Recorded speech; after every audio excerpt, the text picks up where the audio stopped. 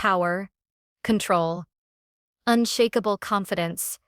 This is where your transformation begins.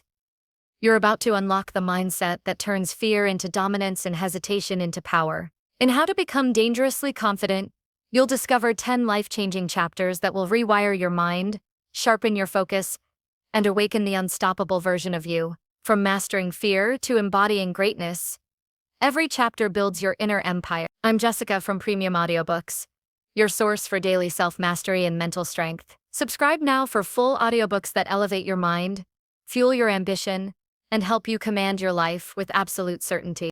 Number 1. Master fear, dominate life with certainty. Fear sits at the base of every decision you avoid, every opportunity you shrink away from, and every version of yourself that never shows up. It is not a villain waiting to be slain. It is an honest animal built to protect you from pain and surprise. The skill is not to eliminate fear, impossible, but to master its momentum, so it stops steering the ship. Mastery of fear begins with understanding what fear is.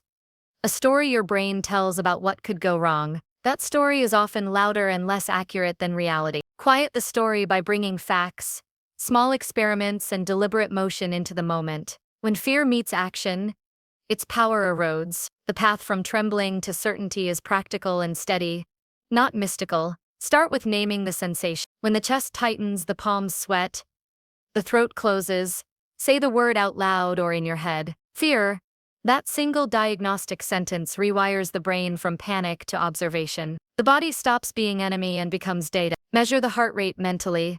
Notice shallow breaths. Feel the gravity in the knees. Labeling fear converts it into something you can manage rather than something that manages you. Next, pull the future into the present through a pre-mortem exercise, borrowed from Stoic practice. Imagine 3 realistic outcomes and give each a plan. Outcome 1, the best likely result. Outcome 2, an acceptable but imperfect result.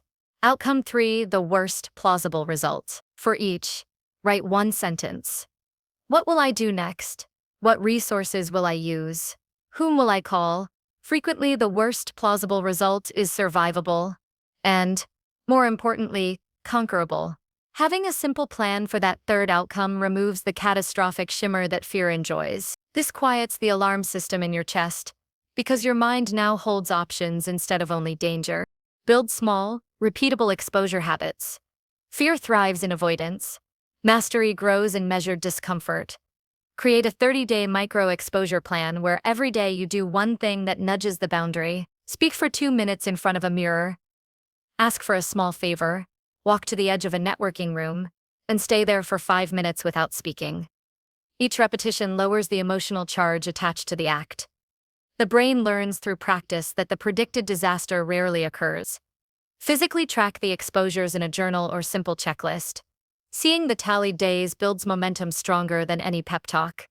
A year of daily micro-exposures changes the neural pathways.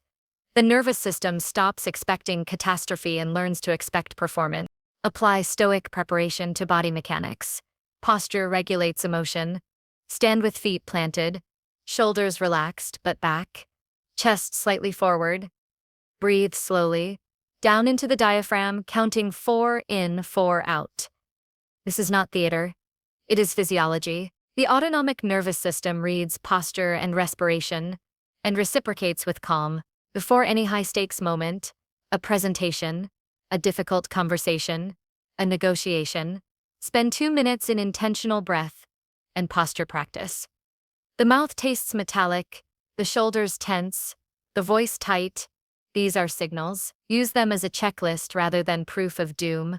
Posture, breath, plan, and 1 line you will say first. Having a first line, a prepared opener, lands you in the conversation and converts anxiety into focus. Adopt a daily journal practice with 3 focused prompts. What fear showed up today? What evidence supported it? And what small action neutralized it? Keep entries concise. When fear is described in plain language on paper, the mind stops inflating it. Over time, patterns emerge and you become a detective of your own triggers. This creates predictable work.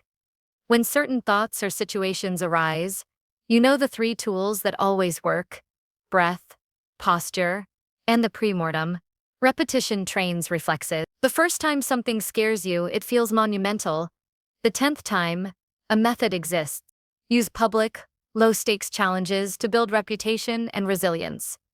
Volunteer to read one paragraph at a meeting, offer to handle a small but visible part of a project, or ask a colleague for feedback on a draft. Public practice develops confidence under pressure.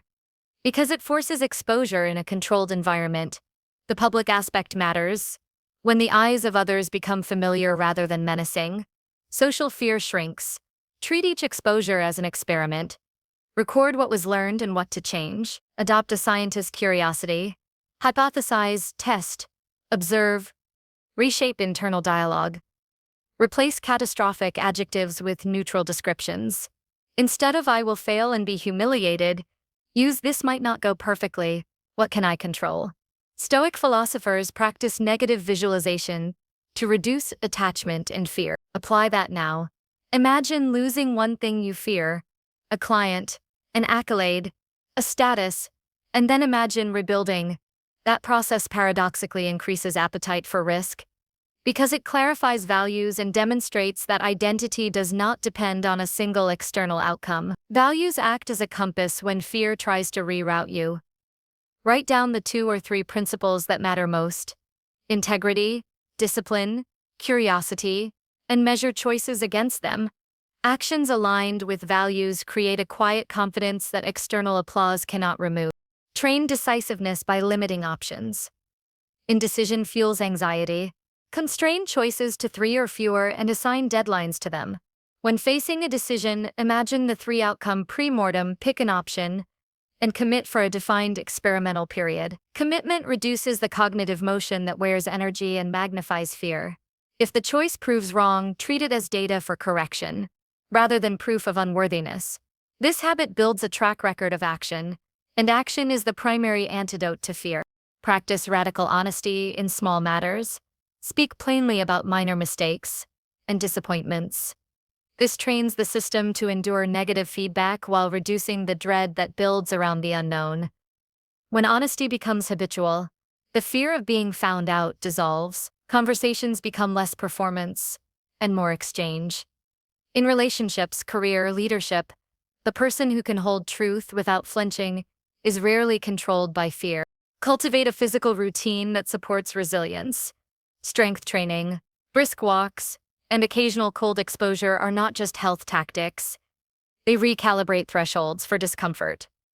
The nervous system learns from the body. A set of heavy squats, a 5-minute sprint, or a deliberately cold shower rewires tolerance for intensity. These are practical reminders. Endured discomfort is training, not punishment. The body's ability to tolerate physical stress translates into emotional tolerance. Because both systems share biochemical pathways, create a hardship ledger. Each week, write 3 small hardships you endured: a difficult conversation, a stressful deadline, a long commute managed without complaint. A ledger accumulates evidence against the story that life is unbearable. Review it when fear feels large. The ledger reminds the mind of the true ratio between challenge and survival. This is a stoic inventory of victories, not applause-worthy triumphs, but quiet wins that fortify confidence. Finally, practice generosity toward others while practicing courage for yourself. Courage is not a solitary virtue.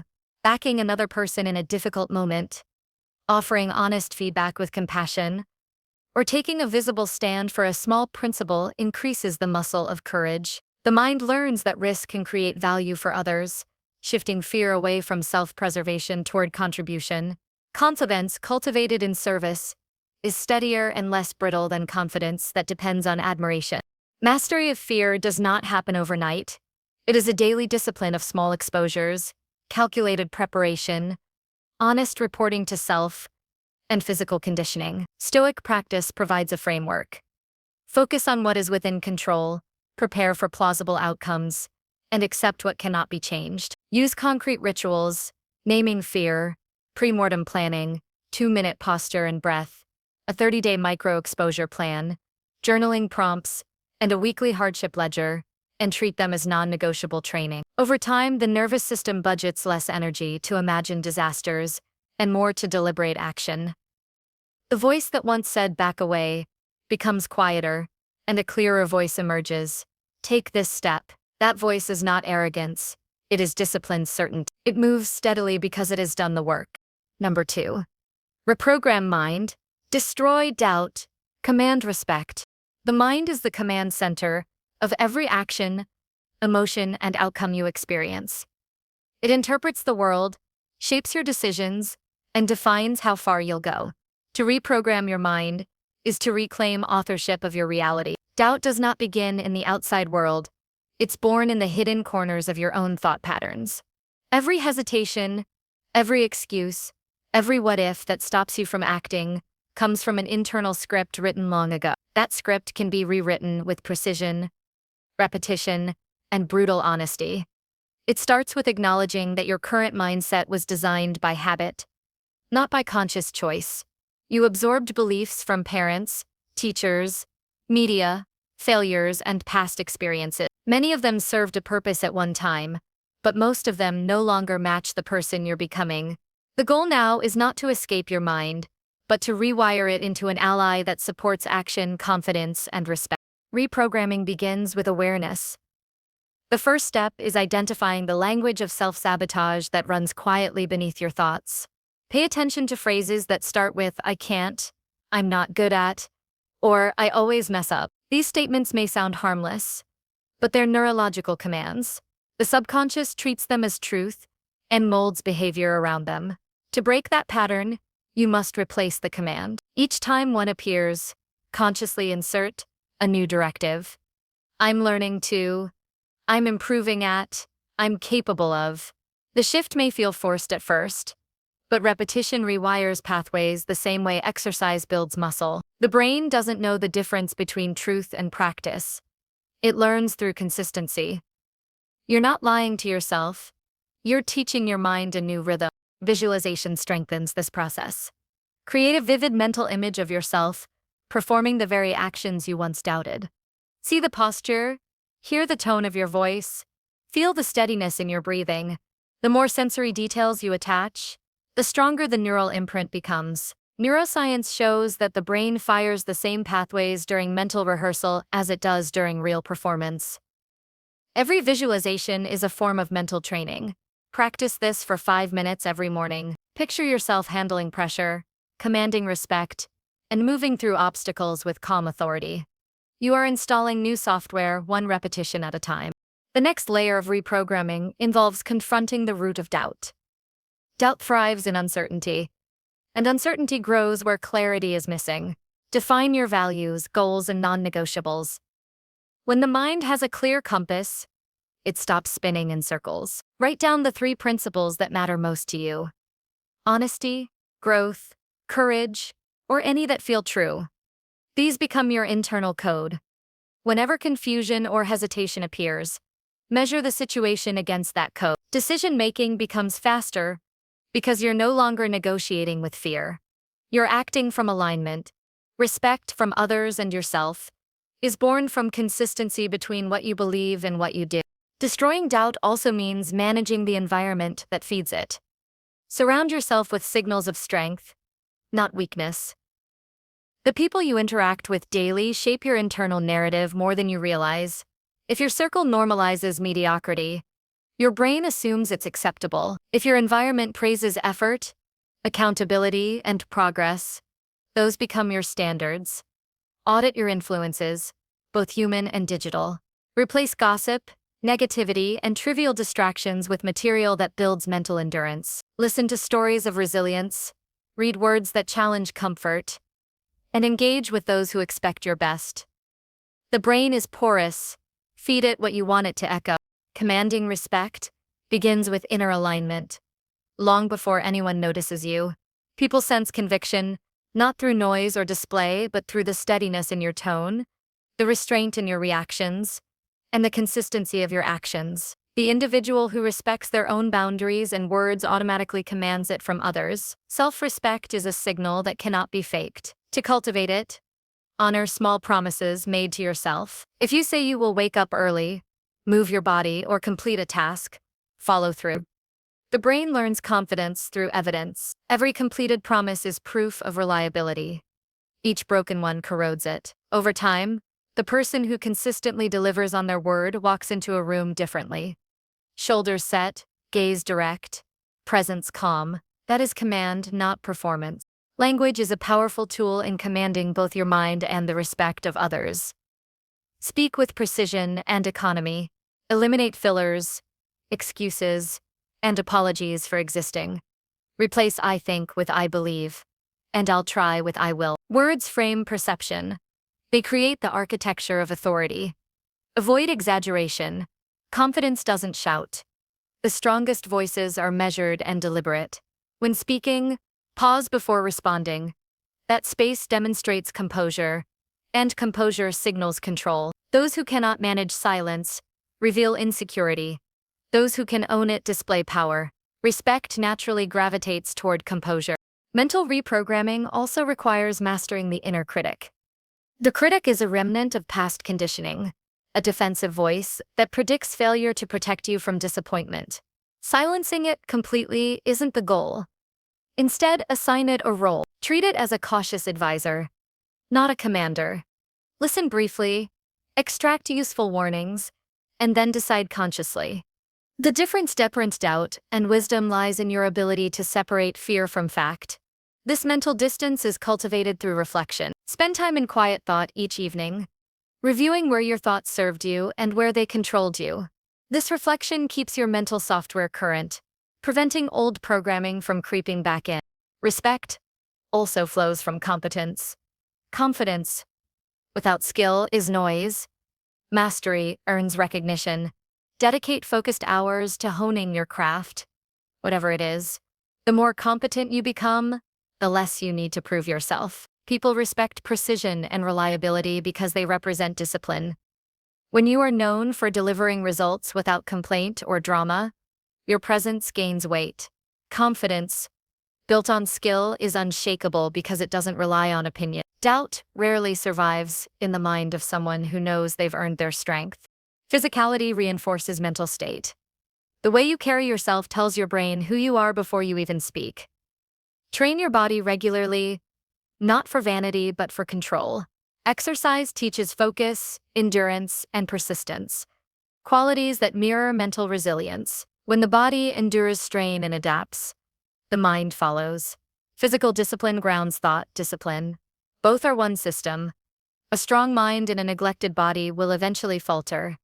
A disciplined body supports a mind capable of commanding any situation. Reprogramming your mind also involves replacing passive consumption with creation. Every time you build, write, speak, or design something, you send a message to your subconscious. You are a producer of outcomes, not a spectator of others. This shift from observation to action transforms identity. The creator mindset eliminates the helplessness that fuels doubt. Action reaffirms capability. Even small acts, fixing something broken, organizing a space, completing a project, teach the brain that control belongs to you. Over time, this becomes an instinct. The final piece of commanding respect lies in humility, coupled with strength.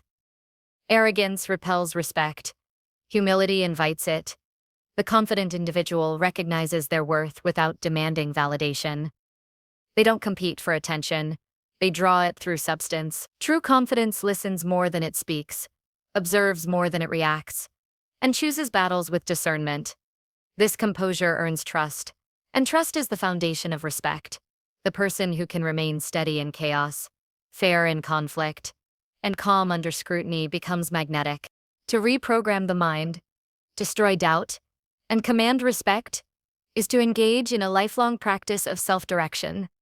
It requires the courage to examine thought patterns, the discipline to replace them, and the patience to repeat the process until it becomes natural. It demands that you align values with actions and treat your own promises as sacred contracts. The reward is not only confidence, but authority. The quiet kind that moves through the world with certainty, not arrogance. The respect you seek is not granted by others.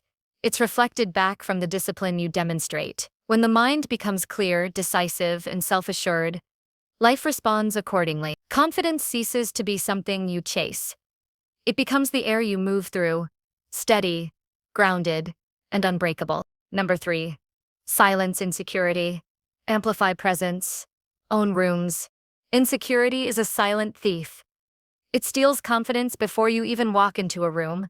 It convinces you to shrink when you should stand tall, and to doubt when you already know the answer. To silence insecurity is to remove the invisible weight that keeps you from being fully seen. Every person carries traces of it, but only those who confront it can transform it into power.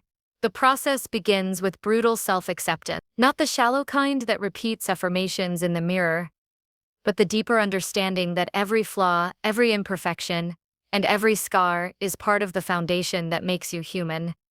You don't need to fix yourself before you show up. You need to show up while you're becoming. Confidence is not born from perfection, but from self-ownership. The moment you stop apologizing for existing, you begin to project strength. Insecurity grows in comparison. It feeds on the illusion that everyone else is ahead, smarter, more talented, or more deserving. The truth is simpler. No one has it all together. Everyone manages their own insecurities in silence. The difference between those who rise and those who remain hidden is perspective. Those who rise turn insecurity into curiosity. Instead of saying, "They're better than me," they ask, "What can I learn from them?" That shift disarms the jealousy and directs the energy toward growth. When the mind is learning, it cannot simultaneously be doubting. Replace comparison with observation. Study excellence not to imitate it, but to extract principles. Learn how others carry themselves, how they speak, how they think under pressure. Then integrate what aligns with your authentic self. This turns envy into empowerment. Presence begins with stillness. Most people rush into rooms desperate to be liked, noticed, or approved. They speak quickly, move anxiously, and radiate unease. True presence is the opposite. It is calm, grounded, and deliberate. When you walk into a room, your energy should say, "I belong here," without uttering a word. That confidence comes from preparation and inner quiet. Before entering any environment, take a moment to center yourself. Focus your breathing, drop your shoulders, feel your feet connect to the ground. This anchors you physically and mentally. People who command attention are not necessarily the loudest. They are the most. Their composure draws eyes naturally because calmness is rare in a world addicted to noise. Owning a room does not mean dominating it. It means influencing it with presence, not pressure.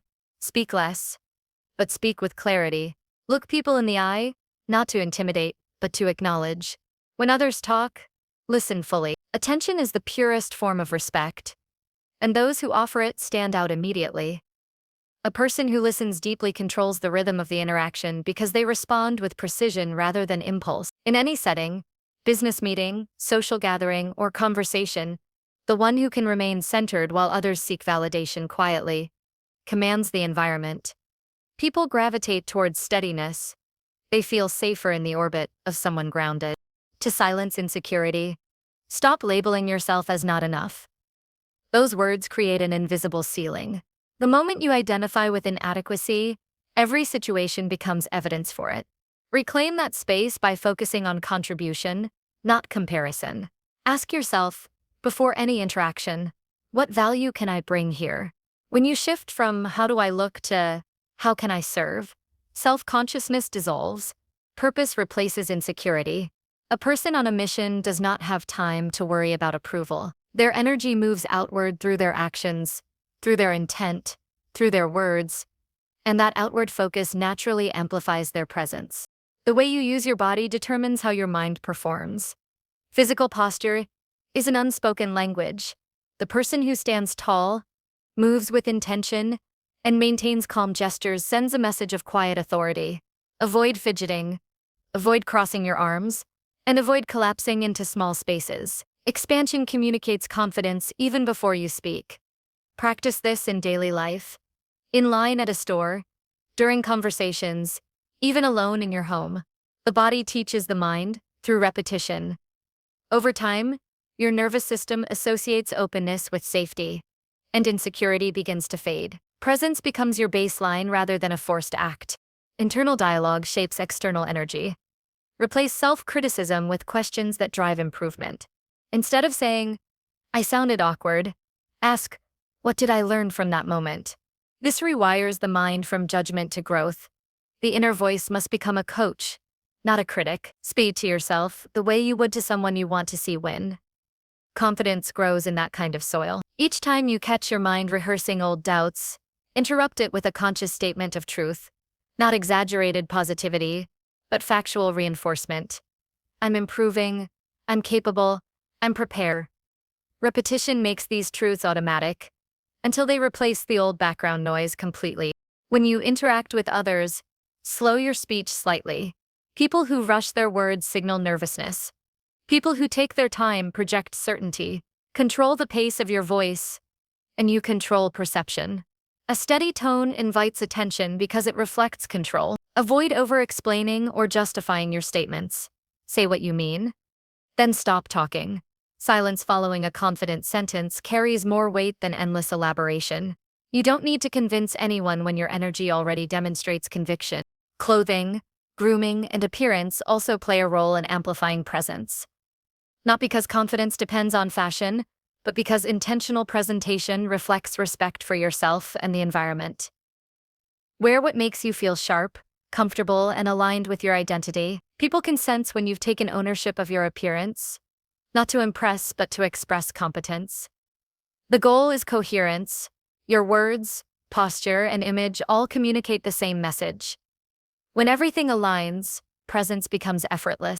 To truly own rooms, develop emotional awareness. Recognize the energy of the environment before trying to influence it. Notice tone, body language, and rhythm. Enter as an observer before becoming a participant. When you adapt naturally to the emotional climate of a room, your influence becomes seamless. You're not forcing attention, you're guiding it. Leaders who own rooms don't overpower, they tune into people's needs, and then lift the energy. Whether you're in a meeting, a conversation, or on a stage, the one who reads the room with sensitivity and responds with poise becomes unforgettable. Confidence also requires vulnerability. The courage to be authentic even when perfection is impossible. Pretending to be flawless is a fragile strategy. It breaks under scrutiny. Authenticity, however, creates trust. When you acknowledge a mistake with grace, you display strength, not weakness. People respect transparency because it reveals security in oneself. The most confident individuals are those who can laugh at themselves without losing composure. They don't need to hide flaws. They integrate them. Silencing insecurity is not a single act, but a daily discipline.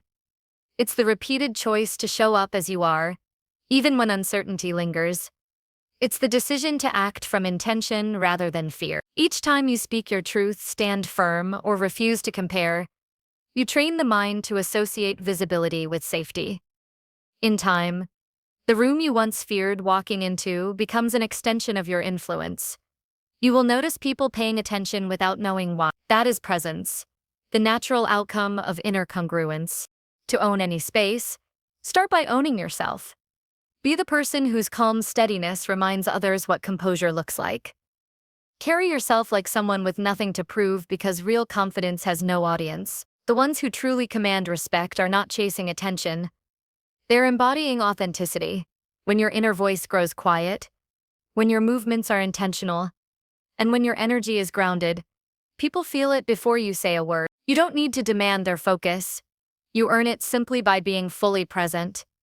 And in that presence, insecurity has no air left to breathe. Number 4. Break comfort, face chaos, rise unstoppable. Comfort is a slow poison. It disguises itself as peace, but beneath the surface it dulls ambition, weakens discipline, and drains vitality. It feels safe, but safety becomes a cage when it keeps you from growth. The human spirit was never designed to live in constant ease. It was built to adapt, to struggle, and to rise through resistance. Breaking comfort is not about seeking pain for its own sake, but about rejecting stagnation. Every time you choose convenience over challenge, you trade potential for predictability. To grow, you must learn to walk willingly into the unknown, to face the unpredictable storms of chaos, and to transform discomfort into fuel. The unstoppable person is not the one who avoids hardship, but the one who turns it into training. Most people build their lives around avoiding difficulty. They organize routines, relationships, and careers to minimize friction. In the beginning, this feels efficient, but over time, it erodes resilience. The person who never experiences resistance becomes fragile, dependent on conditions being perfect before they act. Strength develops through friction. Without discomfort, there is no adaptation. Think of a muscle. When it faces resistance, it tears slightly, rebuilds stronger, and expands its capacity. The same applies to character, courage, and self-mastery. Every challenge you face is an opportunity to expand your threshold. The moment you start seeking difficulty, deliberately, waking earlier than feels comfortable, speaking when silence feels safer, pushing through when exhaustion whispers stop, you begin forging a mind that no longer breaks under pressure. Facing chaos means surrendering the illusion of control. Life does not owe you predictability. The future will always hold uncertainty, loss, and sudden shifts. Most anxiety stems not from chaos itself, but from resisting it. You cannot eliminate the storms, but you can train yourself to stand still within them. When uncertainty arrives, the untrained mind panics.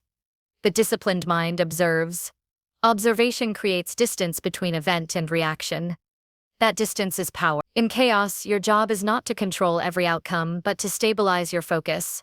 Center your attention on the single next action you can control. One breath, one step, one word.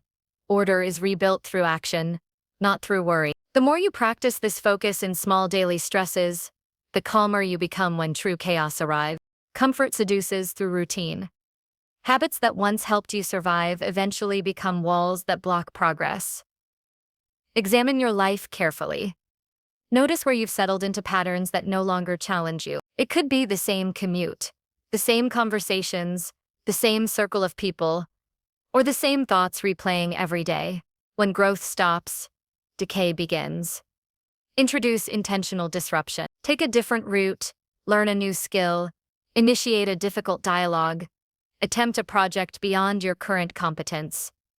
These acts of deliberate discomfort remind your brain that uncertainty is not danger. They keep your system alert, adaptable, and alive. The goal is not chaos for its own sake, but adaptation through variety. When you regularly expose yourself to controlled challenge, life's unpredictability loses its power to intimidate. Facing chaos also means facing yourself. External disorder often mirrors internal avoidance. When things fall apart around you, it exposes the areas you've neglected within. That's why most people fear chaos. It reveals truth. But truth, though uncomfortable, is the beginning of mastery. Instead of running from the mess, look directly into it. Ask what it's trying to teach. Every setback carries a lesson, hidden in discomfort. When you can stand calmly amid confusion, you begin to see patterns others miss.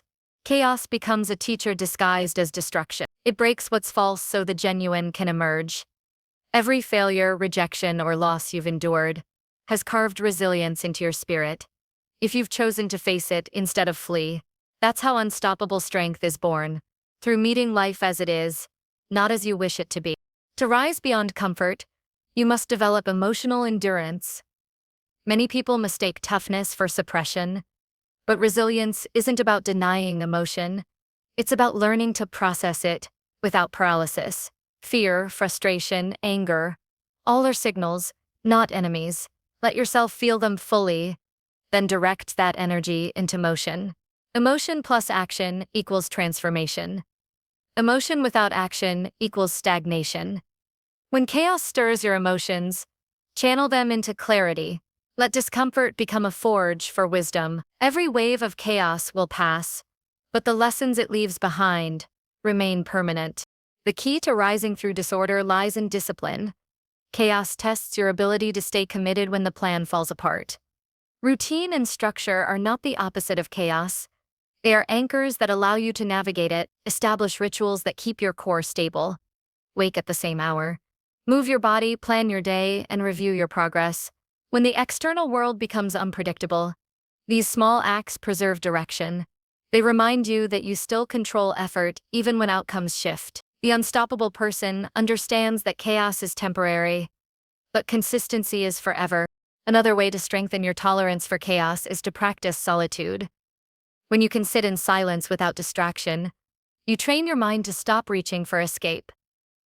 Most people drown chaos with noise, endless scrolling, conversations, entertainment, anything to avoid stillness. But silence is where strength grows. Solitude forces you to confront the thoughts and fears that comfort has helped you hide. Spend time each day disconnected from devices and distractions. Let your mind wander, observe its restlessness, and practice calming it through breath. The ability to self-soothe in uncertainty is the mark of true composure. Those who master stillness can walk through any storm without losing balance. Rising unstoppable requires redefining what failure means. Failure is not proof of weakness, it's evidence of engagement. Only those who attempt something beyond their current limits encounter failure. Every failure adds data, experience, and humility, all essential ingredients of mastery. The person who never fails is not strong. They are untested. Instead of avoiding failure, use it as a compass. It shows you where you're pushing boundaries. Each time you fall and rise again, the threshold for chaos expands. You become more difficult to discourage, less reactive to uncertainty, and more decisive under pressure. The most liberating realization you can have is that chaos is inevitable, but defeat is optional. You cannot control storms, but you can decide how to stand within them. Every difficult season you endure builds a memory of survival. When the next challenge comes, remind yourself, you've faced worse, and you're still standing. This perspective transforms panic into gratitude. You stop asking, why me, and start saying, try me. That mindset doesn't eliminate chaos. It turns you into someone who thrives in it. To break comfort is to choose growth over ease every single day. It's the decision to show up when you'd rather rest, to speak when silence feels safer, to lead when following would be simpler.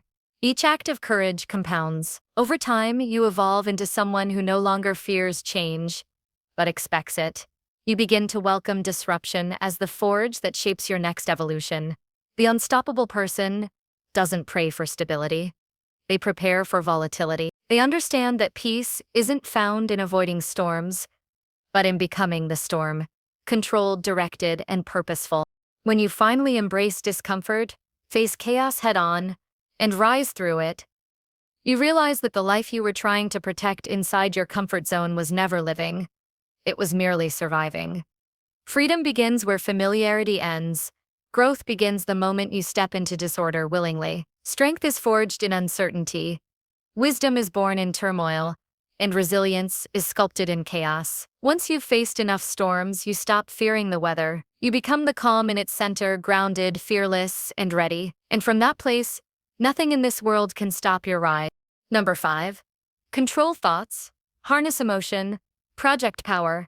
Power begins in the mind, long before it's visible to the world. The way you think dictates the way you feel, and the way you feel determines the way you act. Every outcome in your life, success, failure, respect, influence, starts as a quiet thought that either empowers or limits you. Controlling your thoughts isn't about pretending negativity doesn't exist. It's about mastering the direction of your focus. Thoughts are energy, and energy always moves toward expression. When left unchecked, that energy spirals into chaos, dragging your emotions along. But when disciplined, it becomes precision. The ability to control what occupies your mind is the foundation of mental dominance and personal power. The first step to controlling thoughts is observation. Most people never pause long enough to witness what their mind is doing. They confuse themselves with their thoughts and react to every impulse as if it's truth. But you are not your thoughts. You are the one who notices them. This awareness is liberation. Throughout the day, watch where your mind goes when it's idle. Pay attention to recurring patterns of worry, judgment, or self-criticism. These thoughts are programs running in the background, shaping behavior without permission. Once you identify them, you can interrupt them. Replace unproductive loops with deliberate focus. When your mind starts to spiral toward negativity, gently but firmly redirect it. What can I control right now? What action moves me forward? This mental discipline is like steering a powerful vehicle. You decide where it goes, not your emotions, not your fear. Focus is the weapon of the strong. When you control where your attention goes, you control your state. The mind cannot hold two conflicting thoughts with equal power. The one you feed grows stronger. Practice concentration daily, even in small tasks. When you eat, just eat. When you read, only read. Train the brain to stay anchored in the present moment. Over time, this single-pointed awareness becomes second nature, and distractions lose their pull. Mental focus sharpens your intuition and decision-making because it clears the static that clouds judgment. People who project quiet authority have learned to discipline their attention. They are fully where they are, and that presence radiates confidence. Harnessing emotion begins once thought is under command. Emotions are the body's response to thought.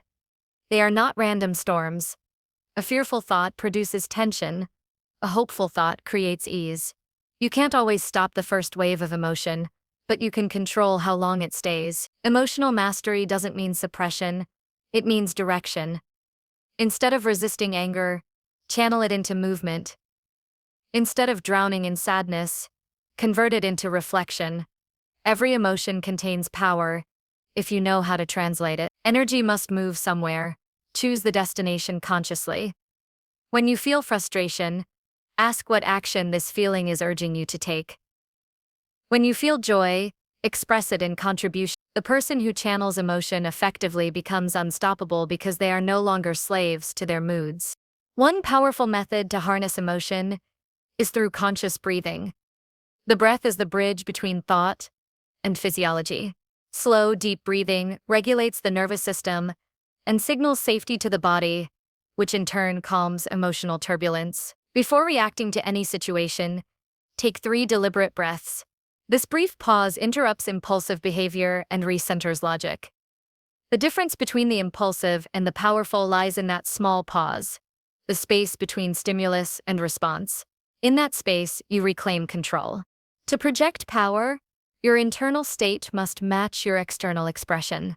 True power is not loud or aggressive. It's quiet certainty. People feel it before they understand it. It's transmitted through eye contact, posture, tone, and the way you hold silence. Control of thought and emotion naturally refines these signals. When you've mastered your inner landscape, the body follows. Stand upright, relax the shoulders, hold steady eye contact, and speak slowly. Each gesture communicates confidence without needing to announce it. The person who projects calm authority doesn't chase approval or validation. They set the tone. Power is influence, and influence begins with how you make others feel in your presence. Your thoughts also shape your language, and language shapes your influence. Speak in terms of choice and intention, not doubt or avoidance. Replace phrases like, I hope, I wish, and I can't, with I will, I'm choosing, and I'm working toward. Words are signals to the subconscious. They train the mind to see possibility instead of limitation. The way you speak programs your emotions, and your emotions project through your behavior. When speech, emotion, and action align, people instinctively trust your presence. They sense consistency, and consistency commands respect. A critical part of emotional control is learning detachment. Detachment is not indifference. It's freedom from overreaction. When something doesn't go as planned, resist the urge to label it good or bad. Simply observe, adjust, and continue. Emotional maturity allows you to maintain balance while others lose theirs. This balance becomes magnetic because people crave stability. The one who remains grounded amid chaos becomes the anchor everyone gravitates toward. That's what it means to project power without effort. You become the steady force in a world addicted to reaction. The practice of mental and emotional mastery requires daily discipline. Each morning, begin with a mental reset. Spend a few moments in silence, reviewing your intentions for the day. Decide what kind of energy you want to carry. Focused, calm, determined. Throughout the day, when you feel your energy slipping, pause and realign. Awareness, correction, repetition. That's the cycle that rewires your system. Small victories in self-control accumulate into immense confidence. When you can regulate your inner world, the outer one begins to respond differently. People treat you according to the stability you project. To maintain mental control, guard your inputs. The mind absorbs what it consumes. Limit exposure to noise, negativity, and unnecessary drama. Choose information that sharpens perspective and environments that challenge growth. Every conversation, every piece of media, every habit you entertain either strengthens or weakens your control. Protect your mental environment like sacred ground. You cannot think clearly while feeding your mind chaos. Simplicity breeds clarity, and clarity breeds command. Another powerful technique is visualization paired with emotion. Picture the person you are becoming disciplined, focused, calm under pressure, and feel that state in your body. Visualization becomes potent when emotion is attached to it. The brain learns through experience, whether physical or imagined. When you visualize with emotion, your nervous system records it as reality, and over time, your behavior follows suit. You start to embody that version of yourself naturally. This is not fantasy, it's neurological conditioning. As your control strengthens, you'll notice that external situations no longer dictate your state. Someone's insult, a sudden setback, or an unexpected challenge won't easily shake you. You'll process it, respond with clarity, and move forward. That level of composure is what distinguishes power from pretense. Many try to appear powerful through aggression or dominance, but those are signs of insecurity.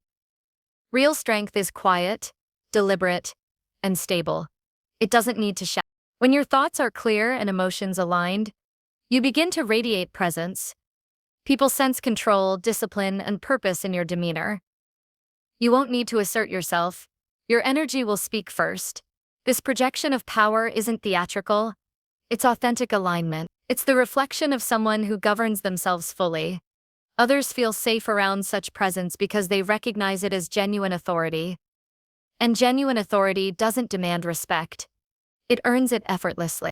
Mastering thought, emotion, and presence is the lifelong practice of inner leadership. Every challenge you face becomes a chance to prove your steadiness.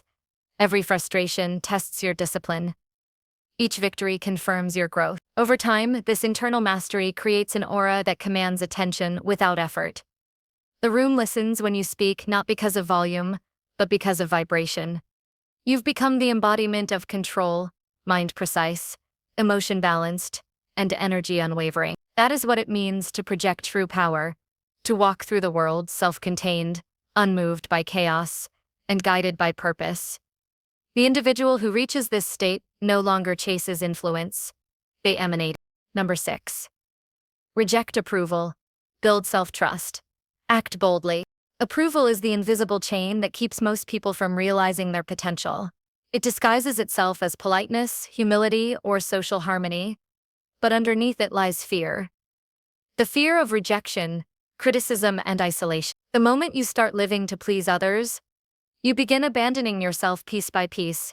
Every decision made from the desire to be liked chips away at your authenticity. Confidence is not built through acceptance. It's forged in the refusal to need it. Rejecting approval is not about rebellion for its own sake. It's about reclaiming ownership of your choices, thoughts, and values.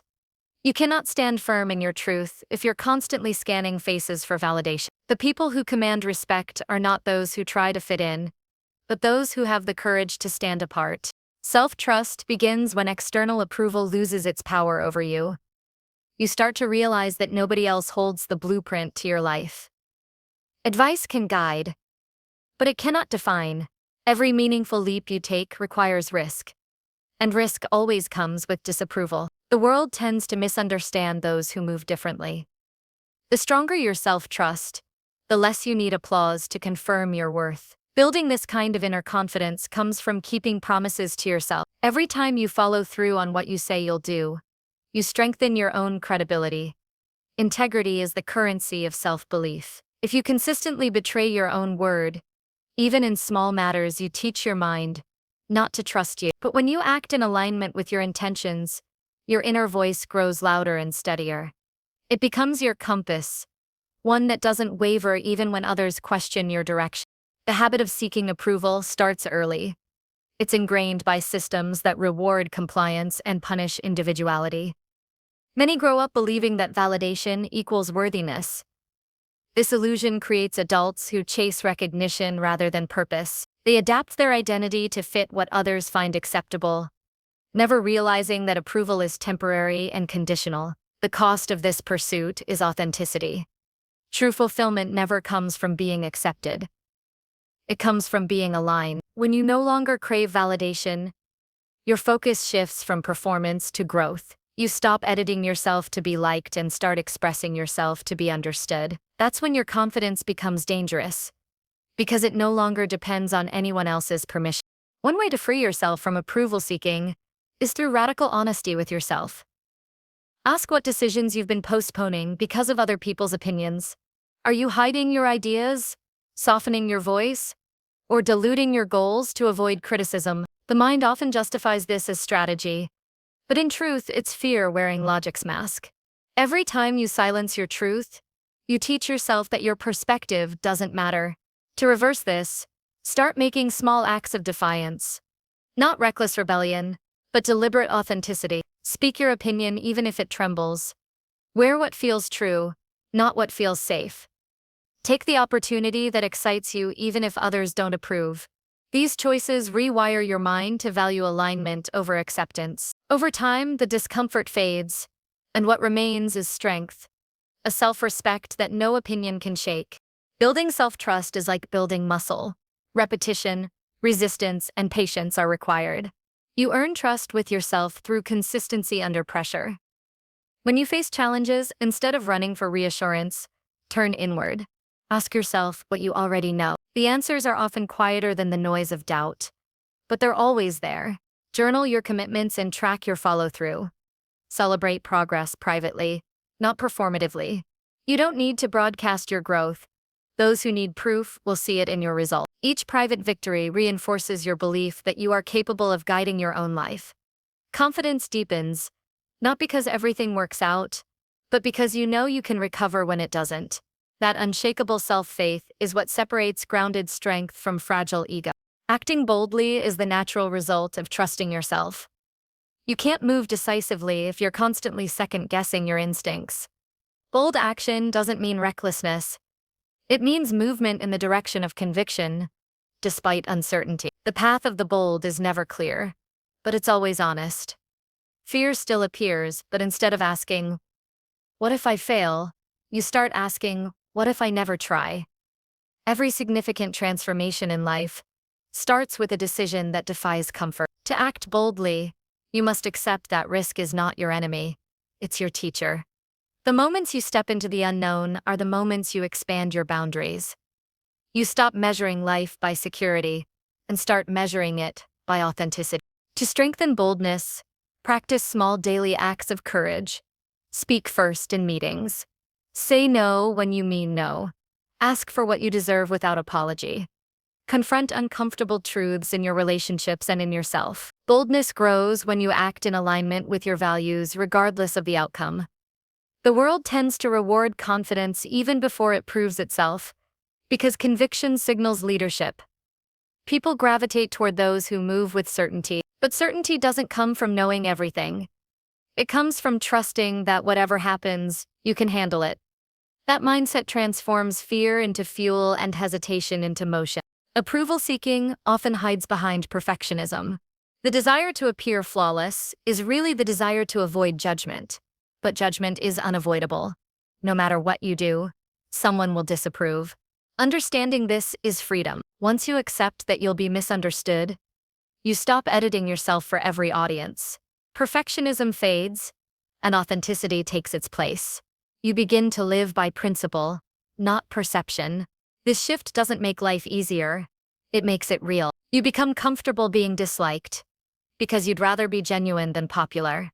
That's where true power lives, in the willingness to stand alone, when necessary. One of the greatest paradoxes of rejecting approval is that respect often follows. When you no longer chase validation, people start to notice your independence. There's something magnetic about someone who doesn't flinch under judgment. They appear grounded, stable, and self-directed. Others may not always agree with you, but they recognize your integrity. Respect earned this way is lasting because it's built on authenticity, not performance. Those who live for approval attract conditional admiration. Those who live by truth inspire enduring trust. To live boldly, you must also accept responsibility for your choices. Freedom without accountability becomes chaos. When you stop blaming others for your hesitation, you reclaim power. Every excuse weakens self-trust. Every act of ownership strengthens it. Taking full responsibility doesn't mean self-blame. It means recognizing that you are the architect of your direction. That awareness removes the illusion of helplessness. You stop waiting for permission and start creating opportunity. The more you take ownership, the more control you gain over your destiny. Confidence built on self-trust feels different from confidence built on applause. One is steady, the other is fragile. When you know who you are and what you stand for, external noise loses volume. You no longer need to prove your worth because it's not up for debate. This doesn't make you arrogant, it makes you free. Humility remains because you still learn, but your learning is guided by curiosity, not insecurity. You approach challenges with composure, knowing your value doesn't depend on outcomes. That composure becomes your quiet power. Over time, as you strengthen this inner foundation, you'll notice that your energy shifts. You start walking with a sense of calm, certainty. You stop over-explaining your choices. You make decisions quicker because you no longer fear disapproval. The noise of opinions still exists, but it no longer dictates your path. You'll find that acting boldly becomes natural, because it's no longer about proving something.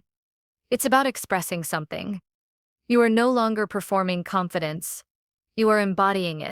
The journey of rejecting approval, building self-trust, and acting boldly is a lifelong practice of alignment.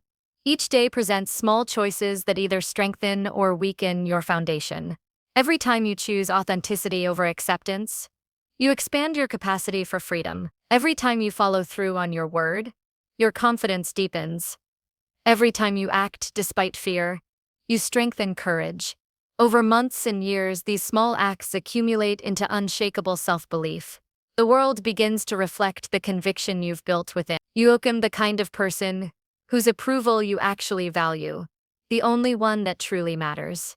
And in that realization, you find liberation, the power to move through life unapologetically, guided by purpose, anchored in truth, and fearless in action. Number 7. Embrace risk, crush hesitation, radiate dominance. Every person who has ever achieved something remarkable has had to walk straight into uncertainty. Risk is the price of progress. It's the invisible gatekeeper between the life you have and the life you want. Most people hesitate at that gate, waiting for a guarantee that doesn't exist. They wait for the perfect timing, the perfect plan, the perfect feeling of readiness. But life never presents guarantees. It offers opportunities disguised as discomfort. The bold accept this truth. They understand that safety is an illusion, that growth always comes with potential loss, and that the only real failure is standing still. Embracing risk doesn't mean seeking danger. It means accepting uncertainty as part of your evolution. Every meaningful decision carries the chance of pain, but it also carries the chance of transformation. The fear of risk is deeply rooted in our instinct for survival. The human brain is wired to avoid uncertainty, associating it with threat. But while that reflex protected early humans from predators, it now limits modern ambition. The same mental system that once kept you alive now keeps you average. The key to mastery lies in retraining that instinct, teaching your mind that uncertainty isn't a signal to retreat, but a signal to engage. Every time you confront risk willingly, your nervous system learns that you can survive discomfort. What once felt terrifying becomes manageable, then empowering. That's how courage is built, not by eliminating fear but by acting despite it. Crushing hesitation begins with understanding its source. Hesitation is rarely about the task itself. It's about imagined consequences. The mind runs ahead, creating scenarios of failure, embarrassment, or loss. These thoughts paralyze action before it even begins. The antidote is movement. Action dissolves fear faster than any form of analysis. The moment you move, hesitation loses oxygen. The longer you wait, the stronger it becomes. Bold people are not immune to hesitation. They simply recognize it as the signal to act immediately. When the mind hesitates, the body must move. The smallest step forward breaks the spell. Hesitation thrives in stillness. Momentum kills it. Taking risks and crushing hesitation both require a shift in identity.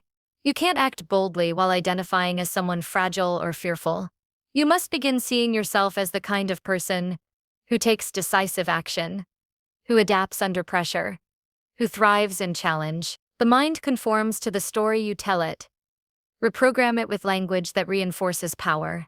Replace "I hope I can handle this" with "I was built for this." Speak to yourself as you would to a warrior preparing for battle. The subconscious listens. Over time, these small internal affirmations condition a new self-image, one that expects resilience instead of retreat. Dominance isn't about overpowering others. It's about mastering your own state, so completely that the world adjusts to your energy. Those who radiate dominance don't chase control, they embody it. Their presence communicates authority because they've faced enough uncertainty to be unshaken by it. Dominance is internal stability expressed outwardly. When you know that you can handle adversity, failure, and rejection, you no longer move timidly. You speak with conviction, act with clarity, and stand with unyielding confidence. People sense this energy instantly. It commands attention without aggression. True dominance is calm, focused, and assured. It's the reflection of a person who has already conquered themselves. To embrace risk, you must learn to detach from outcome. The obsession with results is what makes risk feel unbearable. You hesitate because you're trying to predict or control every variable. But life doesn't work that way. The moment you act, 1,000 possibilities unfold, most beyond your reach. The goal is not to control outcomes, but to influence them through preparation, persistence, and adaptability. When you detach from the need for certainty, you free yourself to move boldly. Paradoxically, that detachment increases success because clarity thrives where anxiety used to live. You also need to redefine your relationship with failure. Society teaches people to see failure as humiliation, but it's actually feedback. Every risk that doesn't go as planned teaches you more than safety ever will. Failure refines your strategy, strengthens your resilience, and sharpens your instinct. The only ones who truly fail are those who refuse to try. Each time you recover from a setback, your tolerance for risk grows. You start to view uncertainty as adventure rather than danger. That mental shift changes everything. It turns life into a series of experiments rather than tests of worthiness. You stop trying to prove yourself and start expressing yourself. Confidence in the face of risk comes from preparation, not perfection. When you prepare thoroughly, uncertainty loses much of its threat. Preparation builds competence, and competence builds assurance. But you must also recognize when preparation becomes procrastination. Many people use planning as an excuse to avoid action. They call it strategy, but it's really fear dressed in logic. There comes a point when you must stop collecting information and start applying it. Knowledge without execution rots into hesitation. The moment you feel you've done enough to begin. The rest you'll learn on the way. Boldness refines itself through motion, not contemplation. Your environment also influences your ability to take risks. Surround yourself with people who move courageously, who see potential where others see danger. Their energy will normalize bold behavior and expand your perspective. Conversely, avoid those who constantly warn you of failure. Their caution may sound wise, but it's usually rooted in their own limitations. Protect your mental space fiercely. You cannot grow among those who cling to safety. Choose company that encourages calculated risk and celebrates courage, even when the outcome is uncertain. To radiate dominance, cultivate composure under pressure. Anyone can appear confident when things go smoothly. True command shows when chaos erupts, when plans fail, when criticism arrives, when stakes rise. That's when you prove mastery. Keep your voice steady, your posture open, and your breathing calm. Dominant energy is not frantic, it's deliberate. It signals to others that you remain in control, even when conditions are unpredictable. People instinctively follow composure because it represents strength. The one who keeps his cool when others panic becomes the leader, whether appointed or not. Another key to projecting dominance is decisiveness. Indecision is a silent killer of power. The world respects clarity, even when it's imperfect. Make decisions quickly based on the information you have, and adjust as needed. Hesitation erodes authority, both internal and external. The mind begins to doubt itself each time it avoids commitment. Decide, act, and learn. Even a wrong decision taken confidently carries more weight than endless wavering. Confidence is not about always being right. It's about trusting your ability to correct course. Risk takers live with intensity because they understand how fleeting time is. Every moment spent hesitating is a moment that will never return. The comfort zone feels safe, but it silently drains your spirit. Growth doesn't happen where life is predictable. It happens in the unknown, where your senses sharpen, your instincts awaken, and your potential expands. When you start embracing uncertainty instead of avoiding it, you'll discover a deep vitality, a feeling of being truly alive. That's the reward of risk. Aliveness. It's not just about achievement. It's about experiencing the full range of what you're capable of. Dominance radiates from those who have tasted risk and survived it. It's the confidence of someone who has faced chaos and refused to break. When you've proven to yourself that you can endure discomfort, rejection, and failure, you stop fearing them. You begin to move through life with a calm assertiveness. People feel it before you speak. It's the subtle assurance that you don't need approval, that you trust your judgment, that you are not afraid to lose. That kind of energy cannot be faked. It must be earned through experience. Living with this level of fearlessness doesn't mean recklessness. It means conscious daring. It means stepping forward when your instincts say it's time. Even if your emotions resist, it means taking the meeting you don't feel ready for, pursuing the idea others call impossible, walking away from what no longer serves your growth. Each act of courage rewires your mind to associate risk with empowerment, not danger. Over time, hesitation fades into habit, and boldness becomes your new normal. You start to seek challenge instead of security, because you've learned that growth only exists where uncertainty begins. In the end, to embrace risk, crush hesitation, and radiate dominance is to reclaim full authorship of your life. You stop waiting for certainty and start creating momentum. You stop fearing the unknown and start mastering adaptation. You stop blending in and start commanding space. Life rewards those who move with conviction, not those who wait for permission. The greatest risk of all is not daring too much. It's settling for too little. When you live boldly, the world adjusts to your energy, not the other way around. That's when you become unstoppable. A force of nature who acts with courage, adapts with grace, and walks through uncertainty as if it were home. Number 8. Discipline daily, sharpen focus, conquer challenges. Discipline is the quiet engine that drives greatness. It's not glamorous, and it doesn't demand attention, but everything powerful and enduring in life is built upon it. Without discipline, talent decays, focus scatters, and potential dissolves into excuses. Those who master discipline do not rely on motivation. They rely on structure. Motivation is emotion-driven, inconsistent, and fleeting. Discipline is steady, emotion-proof, and predictable. The disciplined individual shows up whether they feel like it or not. They have learned that consistency is worth more than intensity, that small, deliberate actions practiced daily carve results far deeper than bursts of enthusiasm followed by fatigue. Discipline is freedom disguised as restraint, because it grants you control over your time, your energy, and your destiny. Daily discipline is not about perfection. It's about showing up. Each day, you commit to a task. You cast a vote for the person you are becoming. Miss a day, and it's a single mark on the record. Quit for a week, and you rewrite your identity. Discipline isn't built in grand moments. It's built in quiet repetitions, when no one is watching. It's waking before comfort calls, training your body when it resists, finishing what you start when fatigue whispers surrender. These small victories accumulate, and over time, they form an unbreakable mental spine. A disciplined mind no longer negotiates with laziness. It decides once and acts without question. Every day is an opportunity to either strengthen your resolve or weaken. Those who understand this stop waiting for inspiration and start honoring their commitments like sacred contracts. To sharpen focus, you must first learn the art of elimination. Most people mistake busyness for productivity, scattering their energy across countless distractions that produce no real progress. Focus is not about doing more, it's about doing what matters most with precision. Clarity comes from cutting away the unnecessary. Remove the noise, unimportant tasks, shallow interactions, digital clutter, and your attention regains power. The mind, like a blade, dulls when overused on trivialities.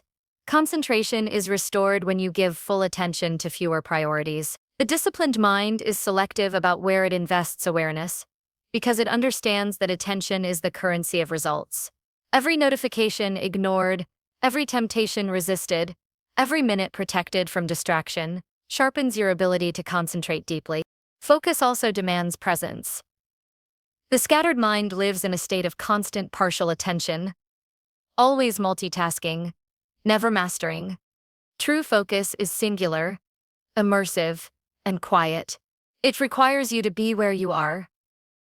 Whether it's writing, training, studying, or planning, immerse yourself in one thing at a time. Depth is achieved when distraction disappears. Set specific times for deep work, guard them fiercely, and treat them as appointments with your future. Train your brain to endure the stillness of concentration. At first, it will resist, but persistence reshapes habit. Each session of uninterrupted focus builds mental endurance, expanding the limits of what you can achieve. Over weeks and months, this discipline of presence transforms you into a force of efficiency. Challenges will always test your discipline and focus. They are not interruptions, they are training grounds. Every obstacle is an invitation to strengthen your resilience. The undisciplined see challenges as reasons to stop. The disciplined see them as proof of progress. You cannot sharpen steel without friction. Likewise, you cannot strengthen your mind without resistance. Adversity reveals the depth of your preparation. When things get difficult, the disciplined don't collapse. They double down, they adjust, adapt, and move forward with composure. They understand that every challenge carries within it an opportunity to refine skills, clarify priorities, and test endurance. Hardship, when faced consciously, becomes the sculptor of strength.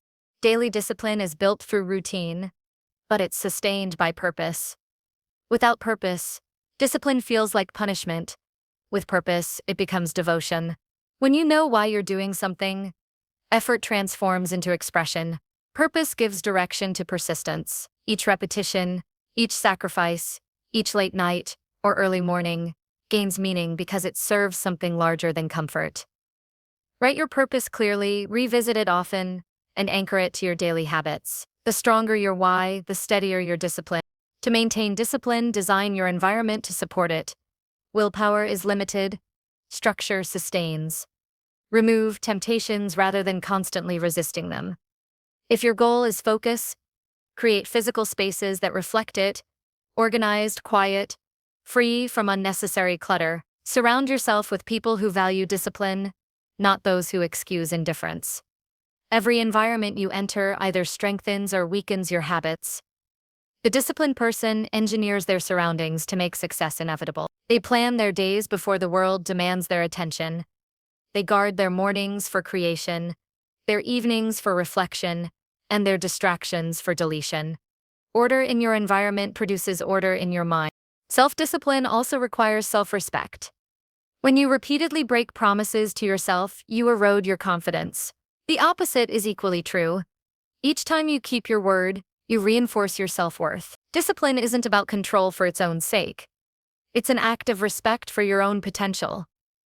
You are demonstrating to yourself that your future deserves effort, that your vision deserves follow-through. That quiet confidence built through consistency becomes the foundation for everything else in life. Those who can discipline themselves can lead others, influence outcomes, and create lasting impact. Because people trust those who govern themselves first. Another key to conquering challenges is embracing delayed gratification. The modern world glorifies immediacy, rewarding impulse and convenience.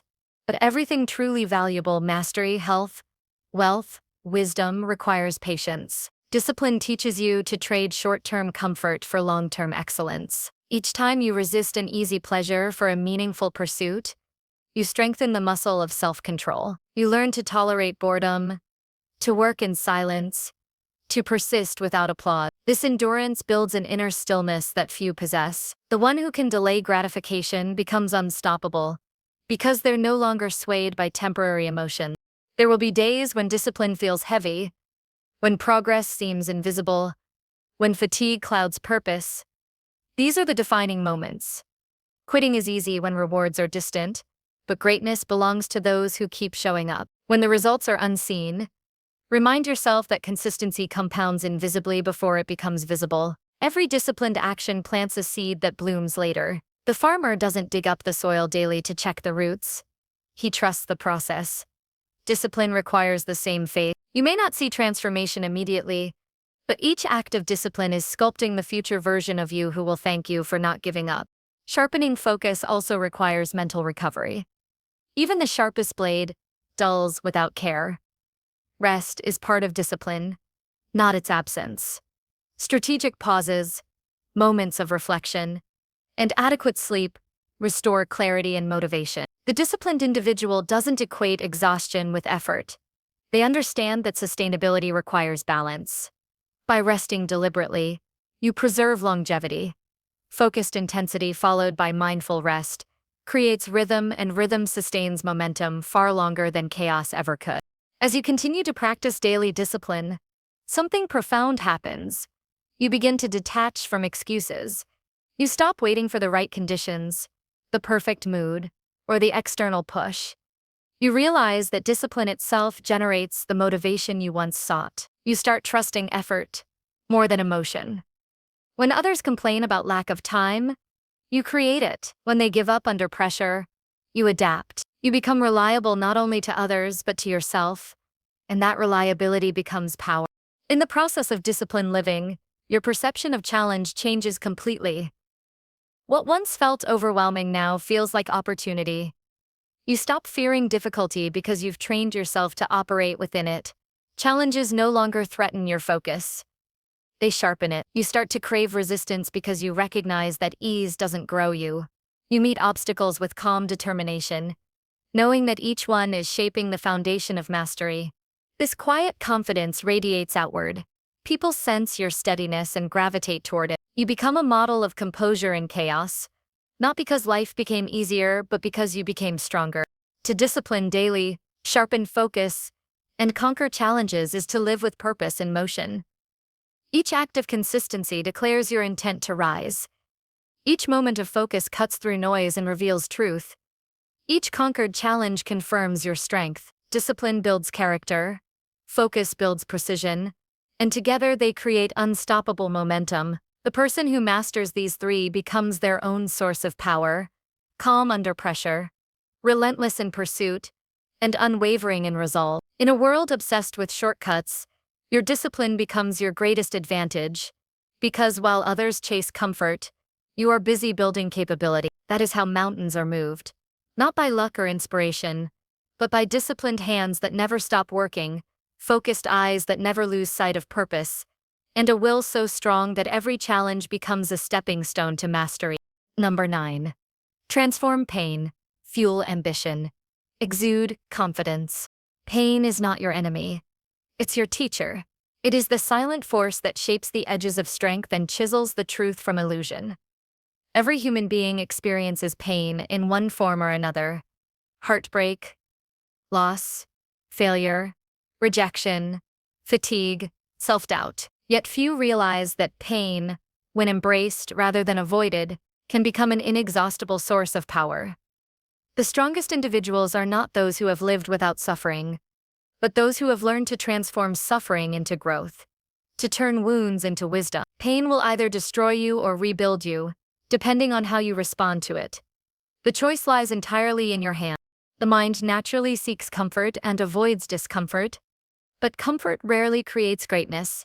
Pain disrupts, challenges, and humbles, but it also refines. It exposes what is weak, false, and temporary.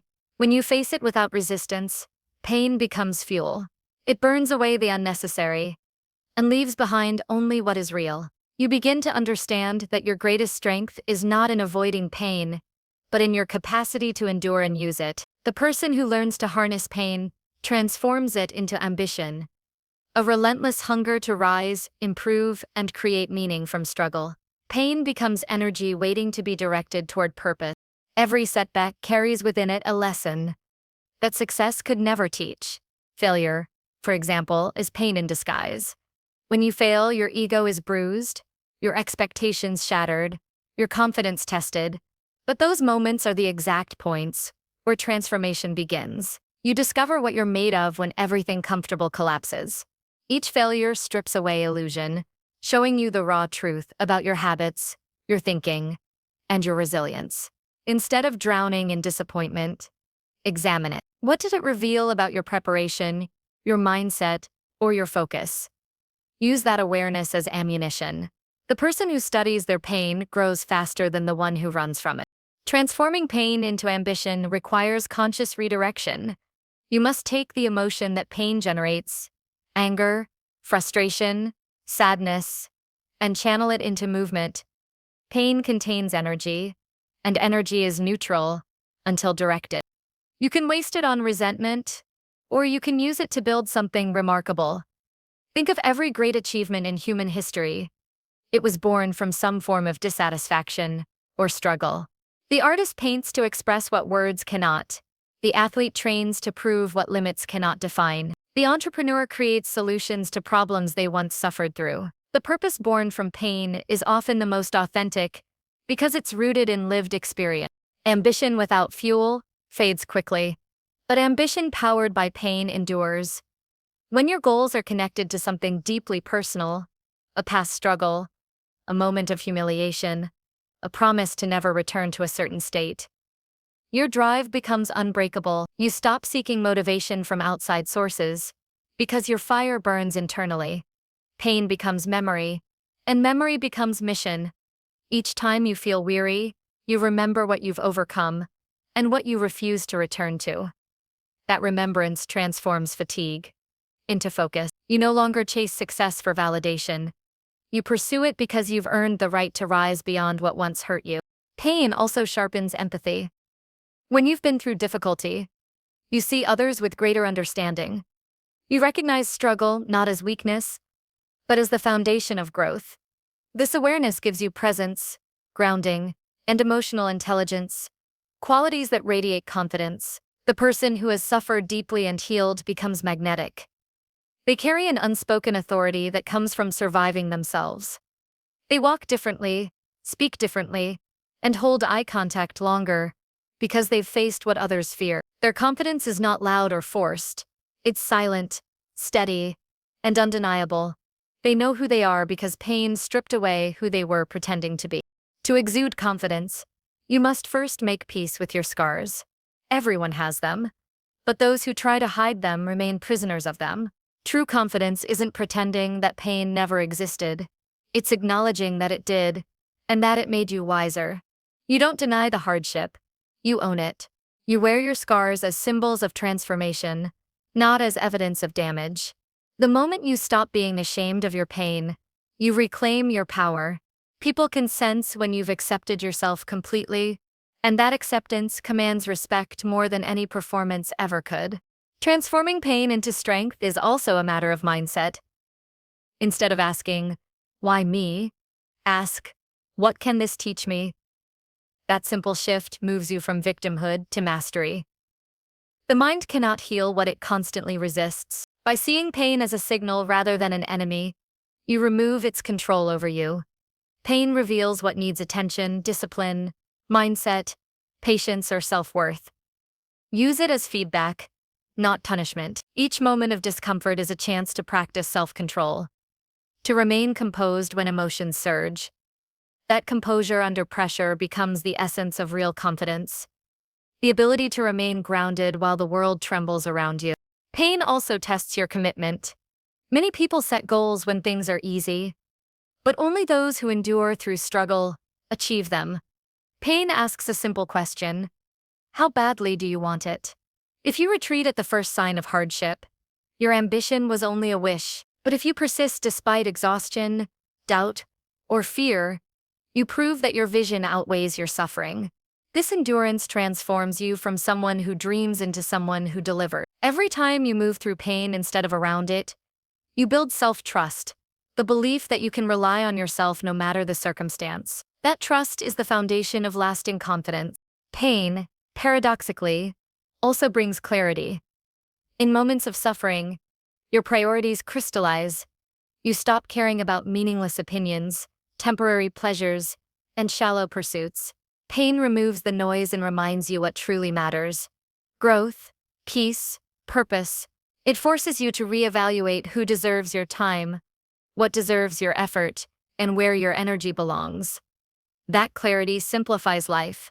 When you stop wasting energy on things that do not serve your evolution, your focus intensifies, your actions become deliberate, your communication more direct, and your presence more commanding. Pain sharpens not just resilience, but precision. It aligns you with your truth. Confidence that radiates power is born from this inner alignment. It's not arrogance or showmanship, it's authenticity. When your thoughts, words, and actions match your values, people can feel it. You no longer need to prove your worth, because your presence speaks louder than your words. You become calm in chaos because you've already faced storms within.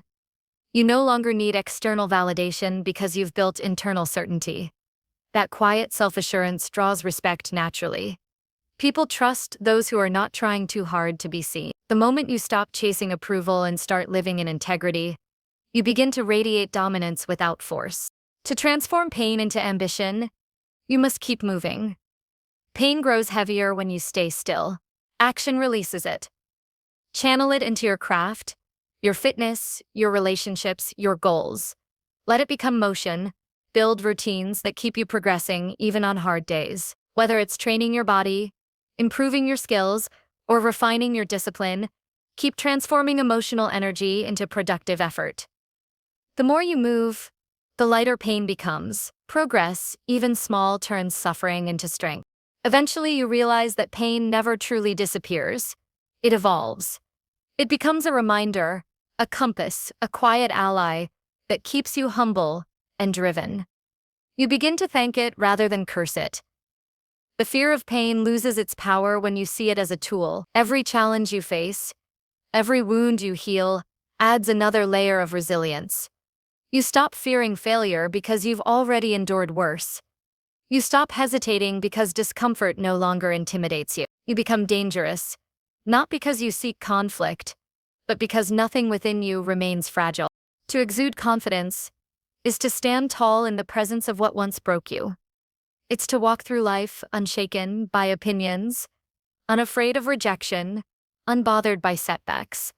It's the calmness that says, "I've survived worse." That calmness radiates through your posture, your speech, your decisions. It's not a facade, it's earned. It's the product of transforming pain into purpose, turning wounds into wisdom, and using every scar as a stepping stone toward greatness.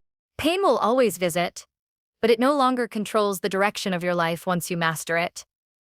You use it as signal, as power, as proof. You realize that confidence is not something you perform.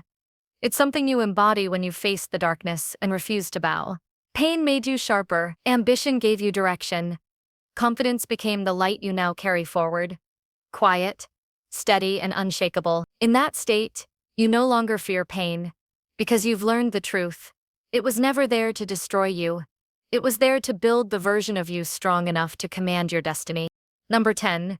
Visualize victory, move decisively, embody greatness. Every great achievement begins in the unseen world of the mind. Before a mountain is climbed, it is conquered in imagination. Before a victory is realized, it is rehearsed in thought. Visualization is not fantasy. It is mental preparation. It is the art of constructing a reality in the mind, so vividly that the body, emotions, and decisions begin to align with it. The mind cannot distinguish between vividly imagined experience and physical experience. When you visualize victory with precision, you condition yourself to perform as if success is inevitable. The athlete sees the finish line before they cross it. The leader envisions the outcome before taking the first step. Those who master visualization move through life with clarity, not guesswork, because they have already lived the victory internally long before it happens externally. To visualize victory is to see yourself beyond limitation. It's about training your inner eye to see possibility instead of doubt. Most people replay failure in their minds, rehearsing what could go wrong until it becomes a self-fulfilling prophecy. You must reverse that cycle. Picture success so clearly that it becomes your mental default. See the details, the setting, the sounds, the sensations of achievement. Feel the emotions of triumph as if they are already yours. This is not daydreaming. It's programming. The mind moves toward what it repeatedly imagines. When your vision becomes stronger than your fears, your actions begin to follow that direction naturally. You begin to think, speak, and behave in alignment with victory, because you've already seen it. Yet visualization alone is not enough. The power lies in translating vision into motion. Moving decisively is what turns mental clarity into tangible progress. Hesitation is the death of momentum. Doubt delays action, and delay drains confidence. The decisive person acts while others debate. They understand that clarity does not come before movement. It comes because of movement. When you make decisions quickly and commit fully, you send a message to your subconscious that you are in command. Indecision creates tension between thought and action, but decisiveness unifies them. You cannot build momentum standing still. You must step forward, even when the outcome isn't guaranteed. Every decision requires courage, because every decision carries risk. But confidence is not born from certainty. It's born from trust in your ability to handle uncertainty. Moving decisively means you trust your preparation more than your hesitation. You stop waiting for perfect timing, because perfection never arrives. The disciplined mind knows that action refines clarity. Once you move, feedback appears, and feedback guides adjustment. Progress is built through this loop of decision, action, and correction. The one who moves first learns fastest. The one who hesitates loses ground to fear. When you begin acting on your vision without overanalyzing, you free yourself from paralysis and enter the flow of creation. To embody greatness, you must merge thought and behavior into unity. Greatness is not a distant goal, it's a state of being. It begins the moment you decide to live in alignment with your highest potential. Not occasionally, but consistently. You embody greatness in the way you walk, speak, and handle adversity. It's expressed in your discipline, your attention to detail, your patience, your persistence. Greatness is not loud. It's deliberate. It's in the small, daily decisions that compound into mastery. Every choice you make either honors or betrays your vision. Those who embody greatness treat every action, no matter how minor, as a reflection of their standard. When you carry yourself as the person you aim to become, the world begins to respond to you as if you already are that person. Visualization shapes identity. Decisive action reinforces it. Embodiment completes it. Together, they create an unstoppable formula for achievement. When you visualize victory, you give your mind direction. When you move decisively, you give your vision momentum. When you embody greatness, you give your vision permanence. These three elements align thought, motion, and character into harmony. That alignment is what creates confidence that feels unshakable. People who embody greatness don't chase success. They attract it because their inner world and outer actions are congruent. Visualization must be practiced deliberately.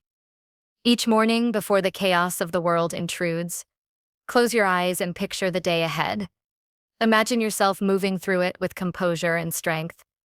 See yourself handling challenges with precision and calm. Feel the satisfaction of completing your goals. This exercise trains your subconscious to anticipate success instead of fearing struggle. The more vividly you visualize, the more your nervous system learns to associate confidence with performance. Over time, you stop forcing confidence and start embodying it naturally, because your mind has rehearsed it so many times that it becomes instinct. When you visualize long-term victory, think beyond achievements. Imagine the type of person you must become to sustain those achievements. Picture your ideal character: disciplined, focused, compassionate, powerful. Visualize not only outcomes but qualities. When you rehearse being your best self, your actions start to reflect it in subtle but profound ways. You begin making decisions from the perspective of your higher self rather than from fear or impulse. You speak with conviction because you've mentally practiced courage. You stand taller because your body mirrors the image your mind has created. This is how visualization turns into embodiment. It rewires identity at its core. Moving decisively also means trusting intuition. Intellect can overcomplicate, but intuition often knows before logic confirms.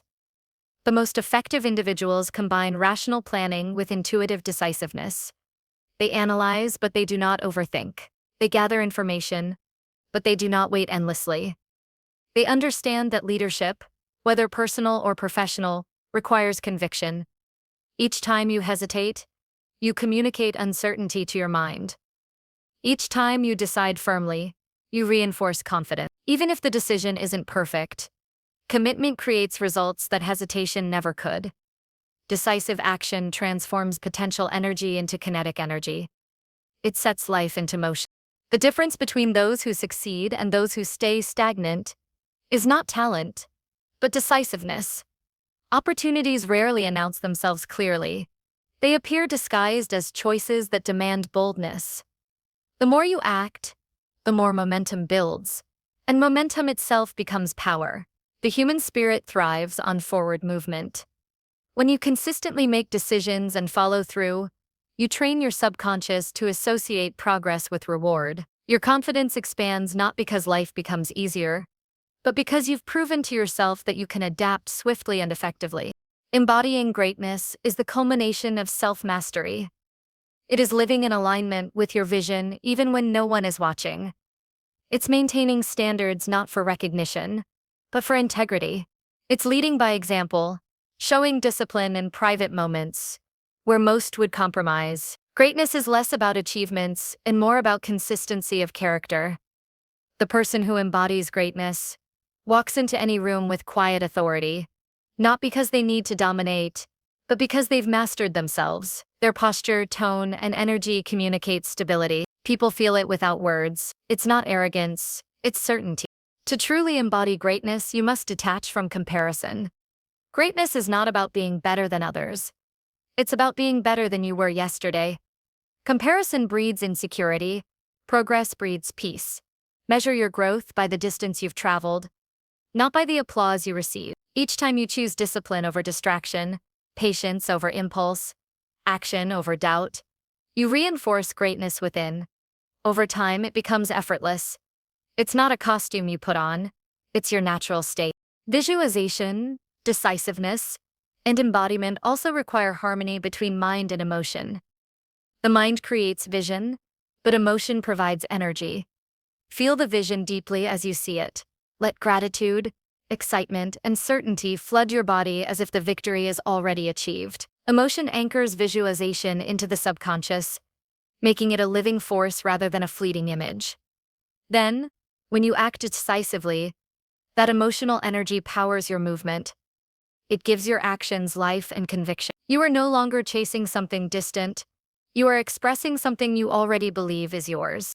Greatness also demands consistency, under pressure. When challenges arise, the weak retreat into doubt. But the great return to vision. They revisit their mental blueprint, reminding themselves of what they're building.